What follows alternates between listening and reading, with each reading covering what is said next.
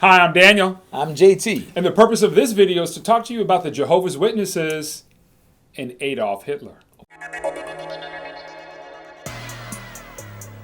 You're listening to The Critical Thought, where we challenge our listeners to use critical thinking when examining the teachings of Jehovah's Witnesses. JT, wow. Yeah. You think these two words would be oxymorons. They never come together. Never come together, yeah. But there was a letter written in June of 1933 from the Watchtower to Hitler. Yes. JT, many witnesses aren't aware that the Society wrote Adolf Hitler in 1933. Yeah. What are your thoughts on that? Were you aware of that when you were an active witness? Actually, no. Most witnesses are very familiar with the situation of Jehovah's Witnesses being put into concentration camps. Here in the Washington, D.C. area, they even have what's called the Holocaust Museum. And there is a section in the Holocaust Museum that addresses Jehovah's Witnesses and what they went through, along with other groups as well. But in terms of the society writing Hitler, the average witness would not know that. In fact, all my life, I never heard of it until once again, you start doing the digging, you start doing the research. So when you and Lady C found out about this letter written by the Society to Adolf Hitler, what were your thoughts? Was this a non-event, or was this a red light? It was a surprise. In fact, I've talked to people, it was sort of like when you found out that the Society was involved with the United Nations. You just never would have put the two together. You would have never correlated that these two would have any contact, relationship. And so it was like, Hitler? Society wrote Hitler? And that's what they actually did. Let me read to you just a portion of the letter. On June the 25th, 1933, a letter was written to Adolf Hitler from the Watchtower. And one of the lines that I think is key here is, the Brooklyn administration of the Watchtower Society is, in the past, has been an outstanding friend to Germany. This is 1933, before Nazism fully broke out, so we have to give the society just a little leeway here. And of course, the society in this letter is also trying to make an appeal that the friends are doing good things, but there's a little brown nosing, a little positioning here, and the reality that the anointed class wrote Adolf Hitler was shocking for me. I thought it would be shocking for we. Yeah. What's interesting is that the society says we're friends. Now, every Jehovah's Witness knows that we're not friends of the world. Can't be friends of the world. You go to school, your parents tell you can't be friends with little Johnny because he's worldly. And then the society writes someone and says, we're friends of yours. And so, once again, we often see what we will find out through investigation over and over. You find out what is simply the hypocrisy. And that's what makes it so interesting. Many times it's not so much what's done, is it wrong per se. It's hypocrisy. You're being a hypocrite. You put one perspective in front of the face, of the public face, and then at the same time there's a private face. It's like Jehovah God writing a letter to Satan himself. It's just not going to happen. It's not going to happen. Just not going to happen. So Hitler, the zenith of all evil, so to speak, gets a letter from the angels of light, the Watchtower. There's just an incongruency that you should be aware of. You've heard me say, and we say on other videos, nothing better than the truth. Well, the whole truth. And this just gives you a few pieces of the picture or the puzzle that you may not have had. So JT, any adds or subtracts as we get ready to close out this important video? Well, it goes back to what all witnesses are taught. We're not friends of the world. So here we have a letter being written by the Watchtower to Hitler, referring to them as being, we're friends. And so if, as a spirit-directed organization, why would God direct them to be friends with the governments like that? And if it's a spirit-led, spirit-filled organization, it's also able to see the future and see that the 1933 Hitler is going to turn out to be the 1943 Hitler and all the atrocities that have gone along with that. You can't have your cake and eat it too. You can't be the spirit-filled, Jehovah-led organization and take action like this. That's exactly correct. June 1st, 1967 Watchtower, page 338, paragraph 12. We may think of study as hard work, as involving heavy research, but in Jehovah's organization, it is not necessary to spend a lot of time and energy in research. For there are brothers in the organization who are assigned to do that very thing, to help you who do not have so much time for this. These preparing the good material in the Watchtower and other publications of the Society. Can you believe that? There's no need to do any heavy-duty research. We got somebody that'll do the research for you and let you know what you need to know. You know, when I was at Bethel, we had a governing body member. His name was Carl Klein. And one of the things that Carl Klein used to always tell the Bethel family, young brothers, don't be doing no deep research. He always kept telling us all this. He was always give comments about doing deep research because that's what got Ray Franz in trouble. They were doing deep research. Well, I hate to tell you, I can fully understand why. The society does not want you doing any deep research, digging up things about them. But today, with the internet and easy access to information, they cannot stop it. And for this reason, this is why we encourage people, take the time, do your research. The letter that the society wrote to Germany, to Adolf Hitler, is very interesting. In fact, when me and Lady C had read over the letter, and interesting, the letter, of course, is written in German, so you're going to have to find it translated. And by there are many websites where there's actually a translation done of this. And some of the translations may be a little different, but when you read the letters and you compare the different translations into whatever language you speak, you'll see that the point is exactly the same. The society was trying to cuddle up to Adolf Hitler. Now, it's very interesting because after we read the letter, Lady C and I had a discussion. And we were talking about, this is interesting. There's some interesting things in this letter. In fact, it sounds almost familiar. And why? Well, very simple. When you read the letter, you will find that it's so similar to what happened with the United Nations and the society. That's right. The Watchtower Society literally took a page from the playbook of J.F. Rutherford, and they used it in working with the United Nations. And I'm going to show you how they did that. We're going to read a couple of portions of the letter so that you can see how the society literally pulled a page right out of J.F. Rutherford's playbook and used it on the United Nations as well. Let's get started. The Brooklyn headquarters of the Watchtower Society is pro-German in an exemplary way and has been so for many years. For that reason, in 1918, the president of the society and 7 members of the board of directors were sentenced to 80 years in prison because the president refused to use 2 of the magazines published in America under his direction for war propaganda against Germany.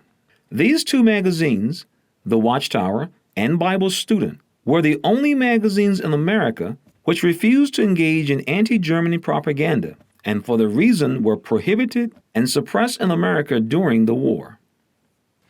Did you catch that? Now, different translations of this particular German letter renders it sometimes pro-German or friendly toward Germany. But as Jehovah's Witnesses, we were taught never to be friendly with anyone in the world, especially the governments. And yet here we see the society trying to cuddle up to Adolf Hitler. They even said, we went to prison because we didn't say anything bad against you. And our magazines and our publications were the only ones that didn't speak bad towards you. Now, why is that? Well, check out this next paragraph. In the very same manner, in course of the recent months, the board of directors of our society not only refused to engage in propaganda against Germany, but has even taken a position against it. The enclosed declaration underlines this fact and emphasizes that the people leading in such propaganda, Jewish businessmen and Catholics, also are the most rigorous persecutors of the work of our society and its board of directors. This and other statements of the declaration are meant to repudiate the slanderous accusations that Bible researchers are supported by the Jews. So here we go again. Once again, the society tells Germany, tells Adolf Hitler, we haven't said anything bad about you. We haven't said anything bad about you. In fact, it's those Jews and those Catholics. They're the ones who've been causing us all this problem. But as far as us, we still friends. We on the same side. And this is interesting because once again now, we're not supposed to be friends with the world. But notice it goes a little bit further. Now check this out with the next paragraph. The Conference of 5,000 delegates also noted, as is expressed in the Declaration, that the Bible researchers of Germany are fighting for the very same high ethical goals and ideals, which also the national government of Germany Reich proclaim respecting the relationship of humans to God, namely, honesty of the created being towards its creator. Now, when Lady C and I read this paragraph, we started laughing. She looked at me, I looked at her, and we was like, I can't believe this. Did you notice what they said? Now, for those of you who have followed the issue with the Watchtower and the United Nations, that is one of the things that the governing body, the Watchtower, said to the United Nations. We share the same goals and ethical ideas that you do. And the point is, they're trying to make it appear we're on the same side that you're on. Now, we know that's not true. You see, one of the things that they did not tell Adolf Hitler, they left a little part out, just like they left a little part out with the United Nations. You see, with Hitler, they basically told him, we're on your side. We're not with the American people and the Jews and others who are talking bad against you. In fact, if you read the letter and you read the Declaration, they basically say God is going to destroy all of them. But they left a very important part out. And that part is, Hitler, you're going to be killed along with them as well. That's the part they didn't include. Just like they did with the United Nations. When the Watchtower became associated with the United Nations as an accredited NGO, they did the exact same thing.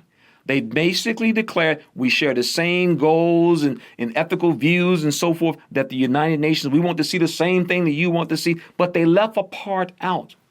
Can you imagine if they had actually told the United Nations as well as Hitler, all of y'all are going to get killed and be destroyed by God, but they would never tell them that.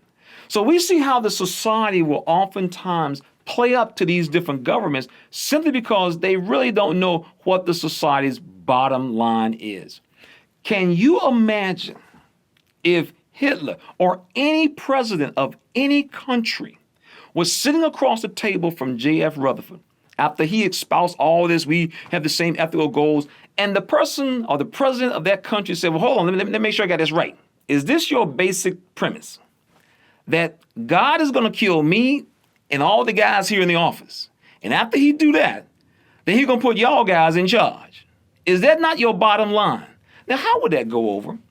The same way it would have went over with the United Nations. If the Watchtower had told the United Nations, God's going to kill all of y'all up here at the UN. But they didn't. Instead, they played right along, making these organizations believe that we're on the same side. And that's what they was doing with this letter. I really encourage you, take the time to go back and look at the different translations because most people can't speak German, and you'll see this flavor of we're trying to cuddle up to this country because we want something from you, and as a result, we're willing to sell our soul. Which is kind of ironic because Jehovah's Witnesses individuals, they were told you had to take it on the chin. But here we see the society, because of all the property they owned in Germany, all the paper and all the equipment, they was trying their best to give the appearance that we're on your side. Final paragraph. Check this out.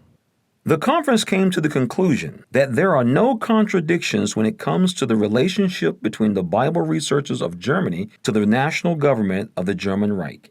To the contrary, referring to the purely religious and unpolitical goals and efforts of the Bible researchers, it can be said that these are in full agreement with the identical goals of the national government of the German Reich. Did you see that?